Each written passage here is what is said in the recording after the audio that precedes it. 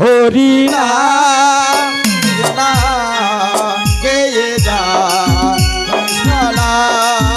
হরি নাম কৃষ্ণ নাম গিয়ে যায় ও বিরাম হরি নাম কৃষ্ণ নাম গেয়ে যায় মধুর নাম। হরি যেই রাম সেই কৃষ্ণ ভজনটা করি নামের সহিতে আছে আপন শিওরি নাম কৃষ্ণ নাম গেয়ে যায় মধুর নাম।